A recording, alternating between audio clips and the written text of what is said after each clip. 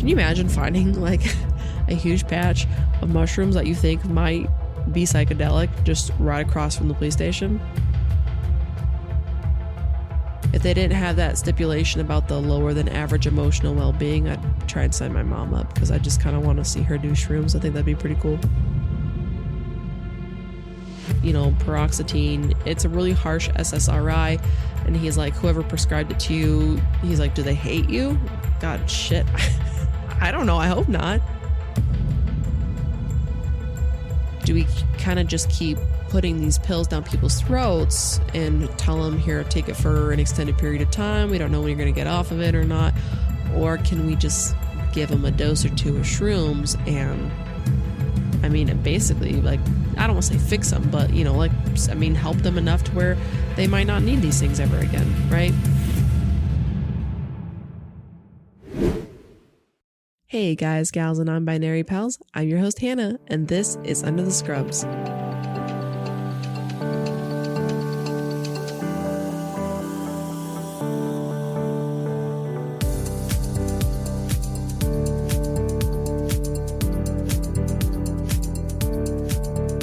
We're back, baby, for our second episode or second installment in our psychedelic series. We're talking about psilocybin today. Now, we didn't have an episode last week, and for that, I apologize. And maybe you did notice, maybe you didn't. If you didn't, don't hurt my feelings. But that being said, initially we had recorded our episodes for us being gone. And then when I finished this episode, recording it, I turned to Chris and I was like, I hate it. I hate the way it flowed. I don't feel good about it. Maybe I'm a perfectionist. I know I am, but I'm not going to admit that. I didn't like it. And we did not have enough time for me to like mess with it and like try and make it better and then re-record. So unfortunately, we just agreed that we're going to have to skip that week because I don't want to put something out that I'm not proud of or that I don't feel good about that episode and feel like, yeah, I want to put my name on it, stamp approval, you know? So, we took last week off. We were in Aruba, Bonaire, and Curacao, and it was a lot of fun. It's very humid, very hot up in that bee, and there was a lot of bugs, a lot of mosquitoes out at night on Bonaire. Got about 19 bug bites, 17 on one leg and 2 on the others, and I went and had asked the medical floor. I went to their little office and was like, hey, either can you cut off my legs or cut off the bug bites? They were like, yeah, we don't do that here. So I'm like, well, then what do you guys even do? I'm sorry. Is this Russia? Like, a girl can't get help here? Like, I'm a fellow nurse. I know what I'm talking about. So maybe I'm a little dramatic. I don't think I am. I couldn't even say that with a straight face. I'm so sorry. But yeah, I tried to post the video compilation that I had made of our honeymoon. I posted it to my personal Instagram. I tried tagging the podcast Instagram. I don't know if it popped up on the feed or not. I'll fiddle with that later. But yeah, it was a lot of fun. We came home and it kind of felt like, what the hell's going on in the world? That was a little weird to come back to. And as of right now, my social media feed is either World War III stuff or it's Love Island. And I love Love Island. And I love trashy TV. And I've learned that I have a alternative view on one of the people that's on them that just recently got dumped. And I got into a TikTok argument. Well, okay, I posted my opinion on like someone's video on TikTok about this guy, and then people started jumping my shit about it, and then I just started liking their comments because I'm not going to argue online with a bunch of people I don't know. So yeah, there's either that or we've got World War III stuff, and I've seen stuff like people being like, oh, there could be a medical draft. Okay, I'm going to tell you right now, you try to draft me, I survived COVID and all that bullshit, okay? You try to draft me into the World War III as a nurse, okay, I'll just take myself off the US Census. I'm not doing it, okay? I am not built for war. Coming back from the Caribbean, I don't do well in the humidity and the heat. I'm going to bitch the entire time. My hair grows with all the secrets it collects from the air. It gets all frizzy and big. I need plumbing. I cannot just squat over a hole. I don't like camping for fun. I don't like practice being homeless. So I'm not going to be a good person to take into the war. My dog has separation anxiety. I have separation anxiety from her. My mom said I don't have to. Whatever excuse it is that you need for me to not go, take that one. Okay. So today we are talking about psilocybin. This is from kind of like, I've taken a lot of stuff from Michael Pollan's book of How to Change Your Mind, but I've also looked at different resources like Harvard Divinity School, the Fungi Foundation, Carhart-Harris Lab, Nature Mental Health, and the National Cancer Institute, just to kind of, one, to cross-reference, but also to add in some new information as well. So psilocybin has really been around as early as like 3,000 years ago in Mesoamerica. It was used in rituals. It was used in like therapeutic interventions. It was kind of like a divine thing you could do. And then it was also for pleasure. But there's other sources that point to like 9,000 BCE and 4,000 BCE in it being present in North Africa and Spain. And scientists actually believe that shrooms might have played a role in the evolution of Homo sapiens, if that's what you believe in. So in Oaxaca, Mexico, Spaniards colonized the indigenous people over there. And since the Spanish conquest was going on, it did talk about shrooms and like how the people that would take them would enter into this like transcendent state and they would use them in worship. The Mazatec Indians actually called it the flesh of gods. And so the Catholic Church sees these indigenous people basically doing drugs and having a good time. And they said, oh, hell no. And they crushed it and they drove it underground, right? So today, technically, it's still illegal, but you can allegedly pay off the authorities, when you're using it by like these indigenous cultures. Maria Sabina was kind of the mother figure of shrooms, and she came from a family of shamans, and she had gone to her first shroom ritual. Her uncle was sick, and so she had seen the healer give him shrooms, heal him, and because of the ritual, she was able to recognize shrooms out in the wild. So one day she's out walking with her sister, she sees them, and they're like, oh my God, we got to eat this, tee hee hee. Had quite the experience, and then that kind of began the experimenting of shrooms. And so then later as adults, Maria's sister gets sick and the sister's told, hey, you're going to die. Family's told us she's going to die. And Maria's like, not on my watch. And so she quote unquote cured her with the shrooms. So word spreads fast about this healing nature that Maria has and her magical cure. And so you have this man, Gordon Wasson, kind of enter the picture. And Gordon Wasson originally was a banker at JP Morgan in New York, and he was an amateur, pretty passionate mycologist, but his wife was actually the real expert, Dr. Valentina Wasson. And her history, she'd been fascinated by mushrooms since she was a child in Russia. Now, Gordon had heard rumors about mushrooms in Mexico being used as like a spiritual kind of journey, specifically in Huautla de Jimenez. I am so sorry if I pronounce it incorrectly. Your girl tried real freaking hard. Okay. So I'm sorry. But anyways, he had made several trips to the little tiny town. It's more of a, town, village. And so he made several trips just to see if people were still using it in religious settings and see if maybe he can try and kind of weasel his way in. So after several attempts, Maria Sabina actually let him try, as they came to be known as magical mushrooms. And so there was a ceremony the night of June 29th through the 30th, 1955. And Gordon takes his shrooms, sees some crazy shit, comes back, and he writes an article of his adventure that's eventually published in the Times magazine. And so in 1957, that article comes out and it's like a massive hit.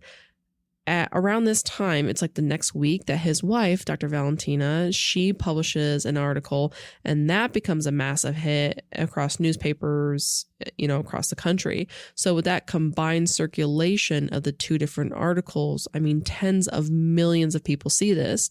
Wasson actually got in touch with Albert Hofmann, which, if you remember, that is the guy that kind of found LSD from the previous episode. And so Hoffman hears about this and he's very interested in it. He's asking Wasson, he's like, if there's a chance or any way you could like ship it to me, that'd be real Gucci. Now, Wasson actually did. He was able to get some, ship it to him, and Hoffman analyzed the active chemical psilocin in it, and he actually was able to synthesize it. So in 1962, Wasson and Hoffman decide that they're going to go meet back up in Huautla de Jimenez, and they presented Maria with the pills that were now used in research for shrooms. Maria takes them and she's like, yep, these are the samesies. So Maria, like I said, is kind of considered like the legend grandmother of psilocybin in a way. Although she did come to have like massive regrets about introducing Wasson to shrooms because of the profound effect that it had on her town. Her town basically went from this little quiet, sleepy area to a hippie mecca. They had like really famous visitors like Mick Jagger, Bob Dylan, George Harrison, even Leary. He's one of those Harvard professors that we had talked about in the previous episode. He tried shrooms and he said that he learned more about psychology, about human mind, human situation in about 5 hours than doing research, studying, and actually treating people as a psychotherapist. That I kind of question about. I don't want to negate his experience. Maybe he feel like he did. But you know how sometimes when you're like, ooh, I got this figured out, but there's like no scientific backing to it. Like, I'm just supposed to take what you tell me because you did a bunch of shrooms and that's what you saw. Therefore, that's reality, if that makes sense. So I'm like, I don't know. I don't know about that, but I know that psilocybin does a lot of stuff to your psyche as far as like taking walls down and stuff like that, but we'll cover that later. So as these famous visitors are heading up the town, and there's more word getting out about these shrooms and the effects of them, this poor little town just has like more and more visitors coming for this medicine. Now, the villagers ended up blaming it on Maria, and they actually burned her house down and then would like violently assault her family members, and she would go on to eventually die destitute.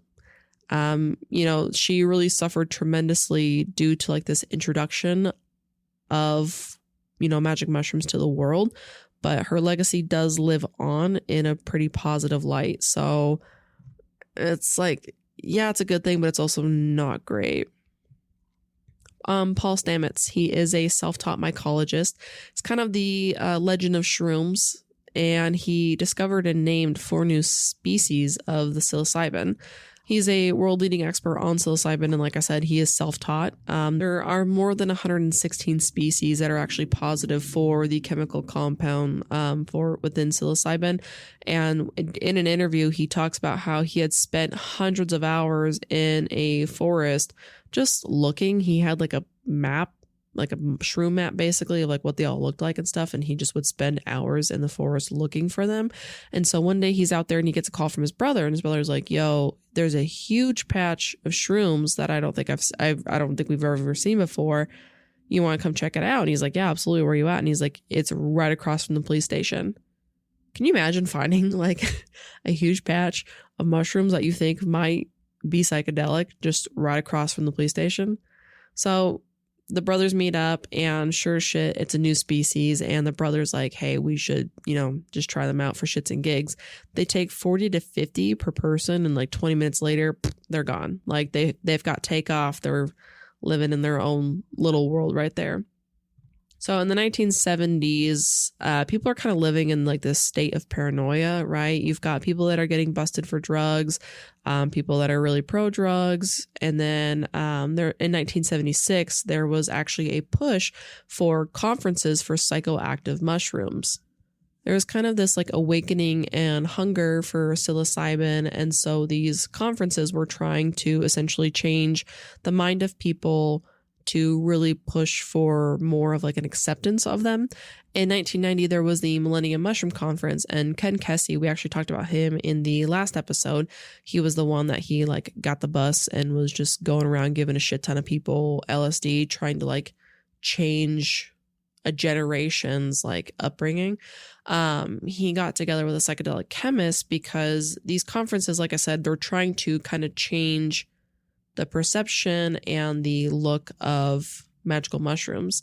And so if you're trying to give academic discipline and accuracy to a movement, how do you do this? Well, you got to get scientists that have impeccable credentials that have not previously been associated with the psychedelic movement. You got to get them involved, right? So like we kind of saw that, we see this with like a lot of things that might be kind of considered controversial in medicine, is you got to get people that aren't really related to it or like don't have any skin in the game, kind of just to get more on your side, because it kind of shows that if you can convince somebody that already doesn't have an interest in this, you can kind of convince them and get them on your side.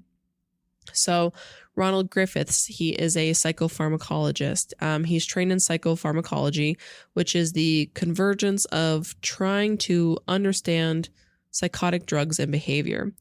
25 years prior to all of this, he had taken like a meditation practice.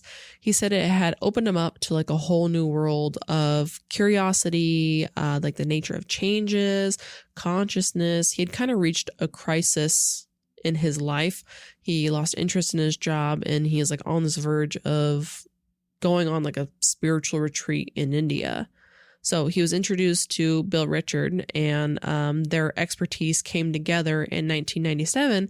They put together a protocol to study psilocybin at quite high doses in healthy volunteers who basically were kind of like psychedelic virgins. They were fully prepared to be rejected. They put this thing together, they submitted it. They were like, yeah, there's no way that this is going to happen. You know, you're definitely not going to get Harvard, right? They would run a massive risk after having those two professors really just kind of mess things up for them. But Johns Hopkins actually gives them the green light. They're like, yeah, man, this sounds great. And so Bill actually had the honor to give the first dose, and we had talked about Bill in the previous episode as well. He's kind of like the father of microdosing, and so they had found about 30% of people saying that experience was single-handedly the most spiritually significant experience in their entire lifetime. You know, they compare it to like the birth of a first child or the death of a parent in terms of magnitude of meaning. They did have a way of measuring like the religious experience or spiritual experience. It was called the Mystical Experience Questionnaire. There's 30 questions. It's, you know, nothing's right or wrong. And the scores correlate very highly with positive outcomes a year or more later, and changes in moods and attitudes and behaviors. So, I mean, even a year later, you have these people still having such a positive reaction to something that they did a year ago, or like this drug that they did, right? Or their experience. And if you've ever watched interviews with some of these people that like have done these experiments, I mean, they're very emotional, you know, it's quite freeing for them. There was one that I watched where the guy's talking about how he sees himself as a tree, and he sees, you know, his wife and his kid walk by, and just like all these like really beautiful things. And I mean, he's tearing up and crying about it, right? Like he's like, it's single-handedly changed my life. He just did it one time, you know. That's freaking crazy. So Professor Robin Carhart-Harris, he's a neuropsychologist. So he looks at how psychedelic drugs work in the brain and then studies whether they can be clinically useful or not. He designed this basic brain imaging study with psilocybin. And so the first time that he discovered that psychedelics appeared to be working on what's called the default mode network and these high level aspects of the brain. Now, these default mode network, it houses the self and the assumptions about the self. So it houses essentially you and the assumptions that you have about yourself. Well, the stories that we tell about ourselves And we know with psychedelics that these stories break down and, you can kind of see through them. And the truth is a lot of mental, and this is per Professor Robin, he says that the truth is a lot of mental illnesses appear to be a kind of defensive reaction to uncertainty, to give oneself more of a sense of kind of like assuredness in the world. Even if that means you develop an eating disorder, at least now you have more control. You have your drug if you're an addict. Now, he says that they looked in at the brain and they saw that the default mode network was disintegrating under the psilocybin. And by breaking it down, you would be breaking down self or like yourself. So psychedelic is really pushing against the defense mechanism and is helping people let go of maladaptive strategies that you have developed because, it's not helping you. Carhart-Harris lab actually has a study going on right now in San Francisco at the UCSF Mission Bay campus, and they are looking for adults 21 to 70 years old. They're studying short and long-term effects of psilocybin in people with lower than average emotional well-being, but that they don't have any serious physical or mental conditions. They do brain scans before and after you get the dose of either psilocybin or placebo. You do get compensated, though. Ironically, it's $420 for the entire study, so that's pretty cool.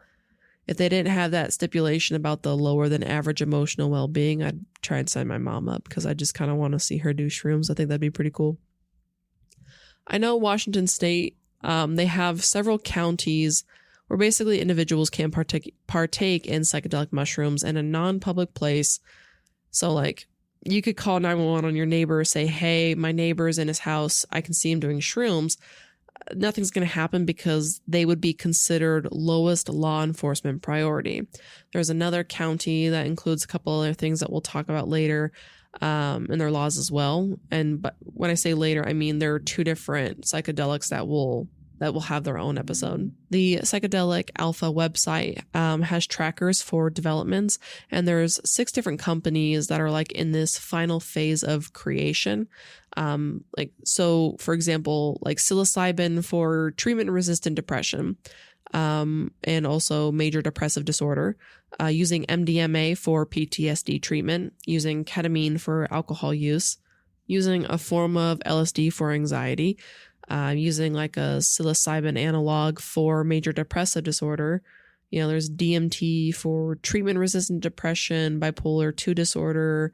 I mean, there's really quite a bit in there, and it's very interesting to see. I know Oregon was one of the first states to legalize psilocybin-assisted therapy, and in 7 states, it's actually legal for medical research. There's 22 states that have either failed legislation or remains illegal. New Jersey lowered penalties, so if you got caught with it, you got caught with it, but it's not like a big deal. There's 20 states that either have it legal or there's active legislation to push for that. Now, it's kind of interesting because I found this little fun tidbit that said 40 to 60% of people diagnosed with PTSD won't respond to SSRI, so that'd be antidepressants, and many do not respond to trauma-focused psychotherapy. About a third of the people diagnosed with major depressive disorder experience treatment-resistant depression. And so I know that's where ketamine started kind of coming into use, and then now with like LSD and with psilocybin. There are results that are starting to come in on large multi-site randomized clinical trials for psilocybin and MDMA. Now, MDMA was rejected. There wasn't enough evidence to support it, and there was just a report saying that they need more high-quality research to clarify the balance of potential benefits versus potential harm. But there are large studies that support psilocybin for treatment-resistant depression, and researchers honestly truly believe that this could be next in line for FDA approval. Because the reality is when you talk about taking psych meds, it's, take this pill, tell me how you feel, we're going to mess around with it. Maybe you have a good reaction to it, maybe you don't, and it's probably going to take a couple weeks to a month for it to like fully kick in versus, you give somebody a psychedelic and that shit takes minutes. I don't know if you've ever taken antidepressants, but like if you've ever taken like paroxetine or Paxil, I was on that for quite some time and I hated it. Like getting on it, I almost felt manic. Like I would take it and then like spend the next, I don't know, couple hours dry heaving.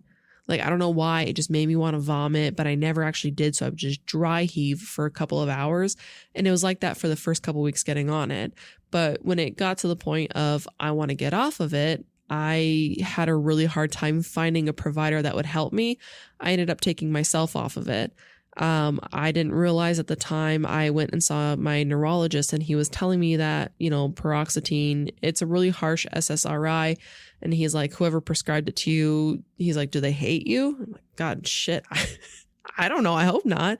But he was just saying that, like, you know, it really messes with your sleep. It makes you very sleepy. You know, it makes you gain weight. And I'm like, that's crazy because I've been gaining weight and I could sleep 20 hours and still be exhausted. I just assumed that was night shift. Nope. Turns out a large majority of it was my Paxil. So shout out to that. It kind of seems like lots of mental health issues tend to overlap. So the question of, are psychedelics helping get to the core of different psychiatric disorders, right? We have rising rates of depression, suicide, anxiety. And so what do we do about this? Do we just keep kind of shoving these SSRIs, SNRIs, SDRIs, whatever the hell it is, right? Do we kind of just keep putting these pills down people's throats and tell them, here, take it for an extended period of time. We don't know when you're going to get off of it or not. Or can we just give them a dose or two of shrooms and, I mean, basically, like, I don't want to say fix them, but, you know, like, I mean, help them enough to where they might not need these things ever again, right? There was a study in 2010 that they were giving shrooms to people who were dying with cancer.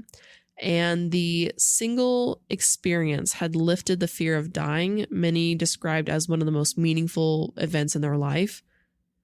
Kathleen Crowell was actually one of the participants, and she had already struggled with depression. And when she was diagnosed with cancer, it obviously got a lot worse. And so she was 78 years old during the study, and she said one dose had completely just turned that around. And I mean, at 78 years old to be dropping shrooms, you know what that means, Mom. It's not too late for you, girl.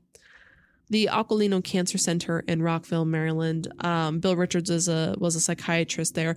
And then there was an oncologist there, Manish, and he's also a researcher. He said that the major aspect with cancer is suffering emotional and psychological distress on top of the physical. He says that it takes away quality of life probably way more than most physical symptoms. He says that's not addressed in oncology or talked about when that really should be one of the primary missions. I kind of feel like that's almost everything in the hospital, where we'll take care of you physically, but then if you say anything about like emotional or psychological, we're like, ugh, can I put a Band-Aid over it? No, like, oh, I don't know what to do then, you know, versus you go to a psych hospital and they deal with all the mental stuff and you go, I have a broken leg. They go, ugh, you want some Ativan about that?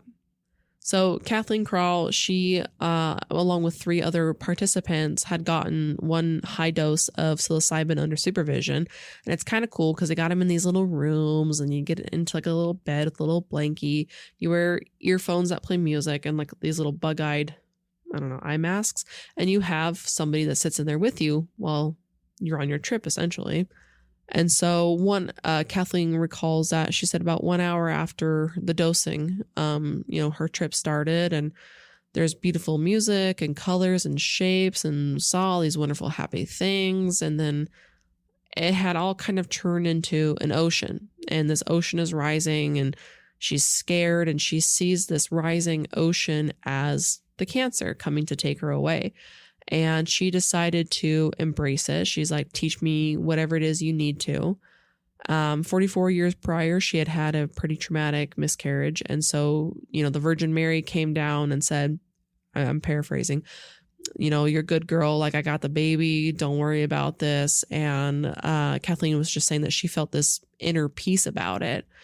So Kathleen and these other participants were just feeling like they weren't approaching cancer with like an excitement, but they were approaching it with like a curiosity, where it's not such a scary thing anymore. If it happens, it does.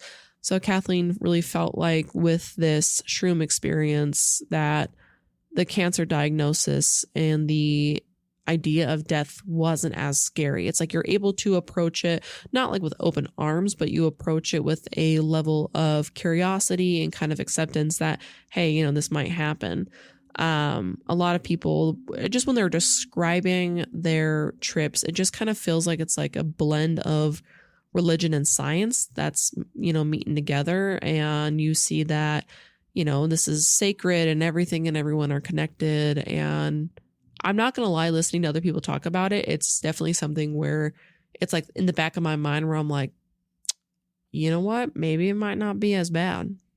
Psilocybin assisted psychotherapy actually shows pretty good promise in treatment of mood and anxiety in patients with cancer. These patients with cancer, they often suffer with more than just depression and anxiety. To address the gap on psilocybin assisted psychotherapy, or PAP, to address the gap on PAP effects on other psychiatric symptoms, this study had looked at unpublished data from 2 phase 2 randomized placebo-controlled crossover trials, and it had 79 participants with cancer-related distress. So it looked at PAP and the effect on 9 psychiatric symptoms: anxiety, depression, interpersonal sensitivity, hostility, obsessive compulsion, somatization, phobia, paranoia, and psychosis. And PAP had actually significantly improved those 9 psychiatric symptoms. And just by looking at this data, there was clinical improvements consistent between the trials. And so that would show you that the findings are saying that PAP has the potential to be a comprehensive mental health treatment in patients with cancer. The National Cancer Institute has like a phase 2 trial right now that it's looking at how well PAP works to alleviate pain in patients with cancer that's unlikely to be, cured, or advanced cancer that's only being controlled with treatment. And so the active study is going on right now in Boston.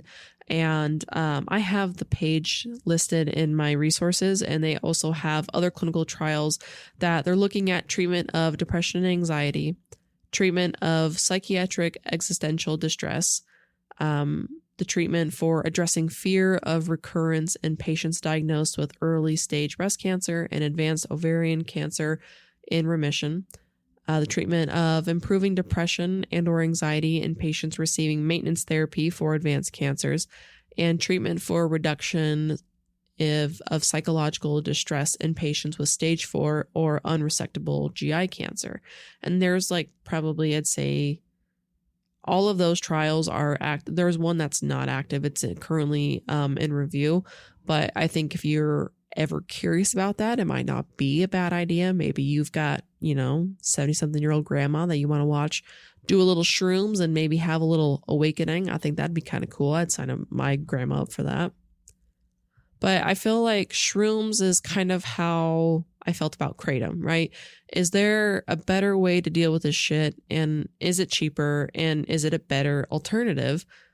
Why not utilize this? Does it really truly come down to money? Fenbin, if it actually helped cancer treatment, would we see it pull from the shelves and increase in price by like 2,000%? I mean, let's be real. Our health insurance companies already see us as a price tag. Hospitals tend to do the same thing. I work in the OR and I got a walking boot post-operatively. I know those shits are like 15 to $20, but I got a bill in the mail for $200. I had to fight a $4,500 charge that nobody knew what it was, but damn, they were quick to add it on, and they took about 60 million years to remove it. I had to get so many people involved just to get that bad boy taken care of. And it seriously was like almost a year. They're like threatening to send me to collections and shit. It was awful. I do think holistic approaches for health is better than just relying solely on like traditional Western medication. But I also think with working in healthcare, I know when I need Western intervention. I remember I had somebody with like a 3rd-degree heart block, and they felt like a pacemaker was too invasive and left because they wanted to try some random herb that they had Googled. It was allegedly going to fix the heart block. And when they're asking me, they're like, what's the worst that can happen? And I'm like, oh boy, how dark do you want me to get on this thing? You can crash your car on the, interstate with your kids and kill everybody in it, but somehow you survive, I've never done any crazy drugs, any psychedelics or anything like that, but I think for mental health sakes, I would probably try a psychedelic if it got bad enough. Given, it's got to be done in a legal way. I'm not going to go buy it from some sketchy kid that's definitely probably still in high school in the corner.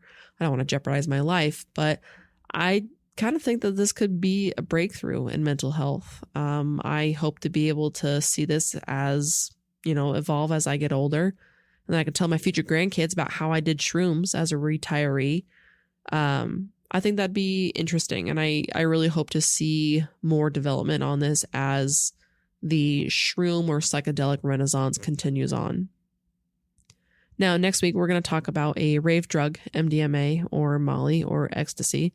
I saw it can help too with like social anxiety and autism spectrum disorder. So I can only assume Chris is going to be trying to sign me up for that. I think I took that lesson of don't talk to strangers well into my 30s and just ran with it. Yeah. So next week we're not doing MDA. We're talking about MDMA, and that'll be the third episode in our little psychedelic installment. So make sure to subscribe. You can turn on automatic downloads so you don't miss an episode. Tell your friends, family, whoever. Tell people you hate. Tell people you love. And you can check out our Instagram. Or if there's something out there that you heard about this and it's something new and you're like, hey, bitch, you want to check this out, you can go ahead and shoot me an email. It's at underthescrubspodcast@gmail.com. So I'm always open to learning new things, changing my mind. So stimulate me if you don't mind. And I will talk to you guys next week. Okay, love you. Bye.